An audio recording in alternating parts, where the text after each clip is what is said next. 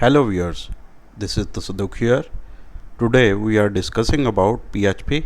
So this is my first video on PHP. आइए देखते हैं कि PHP क्या है। PHP एक प्रोग्रामिंग लैंग्वेज है जिसकी मदद से डायनामिक और इंटरेक्टिव वेबसाइट्स को क्रिएट किया जा सकता है या डेवलप किया जा सकता है।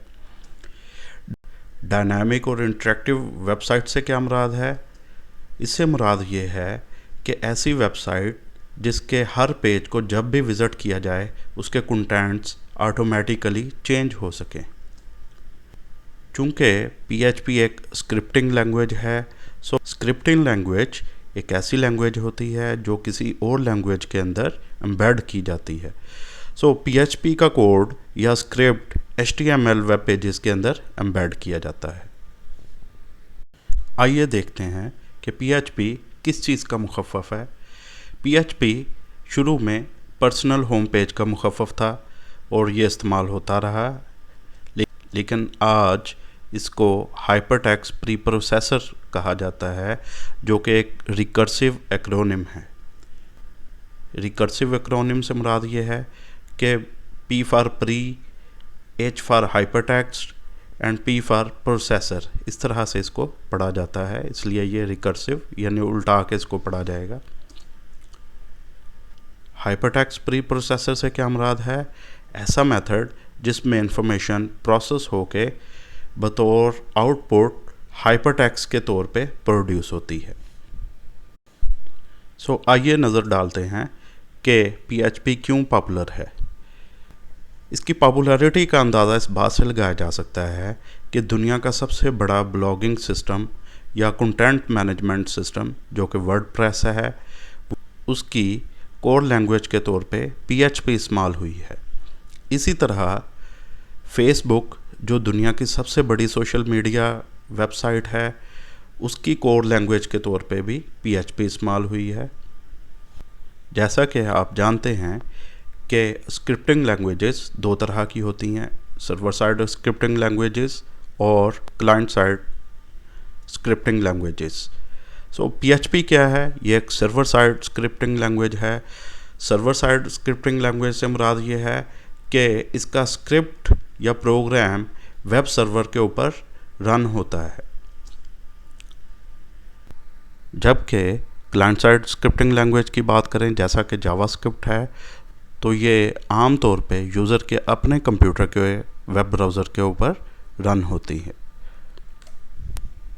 सो एक PHP प्रोग्राम किस तरह से वेब सर्वर के ऊपर रन होता है, आइए इस पे एक नज़र डालते हैं।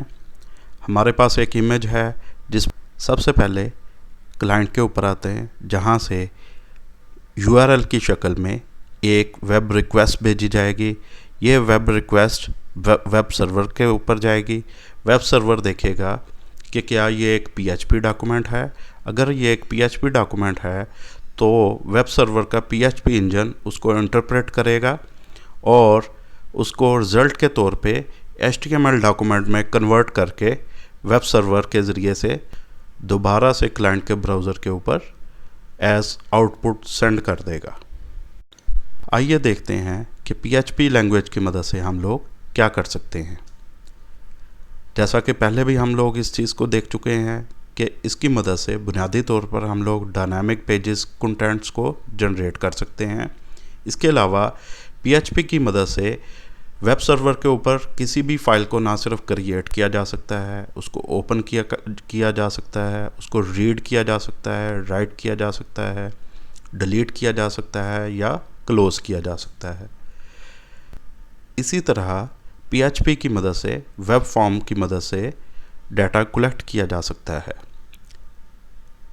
PHP की मदद से कुकीज़ को सेंड और रिसीव किया जा सकता है। PHP की मदद से डेटाबेस के अंदर किसी भी डाटा को ऐड किया जा सकता है, उसको डिलीट किया जा सकता है या मॉडिफाई किया जा सकता है।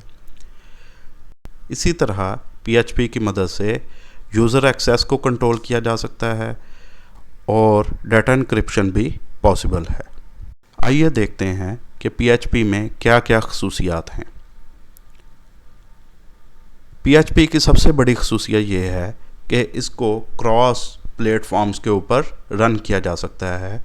यानी ये हर तरह के ऑपरेटिंग सिस्टम्स को सपोर्ट करती है, जिसमें Windows, Linux, Unix, Mac operating system वगैरह शामिल हैं।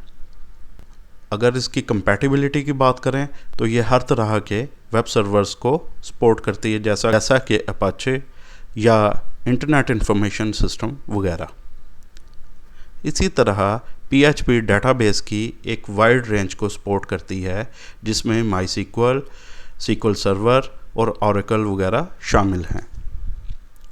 PHP को इसकी ऑफिशियल वेबसाइट www.php.net से फ्रीली डाउनलोड किया जा सकता है। व्यूअर्स, इस तरह की मज़ीद अच्छी वीडियोज़ हासिल करने के लिए मेरे चैनल को सब्सक्राइब ज़रूर कर लें और बेल आइकन पर ज़रूर क्लिक कर लें।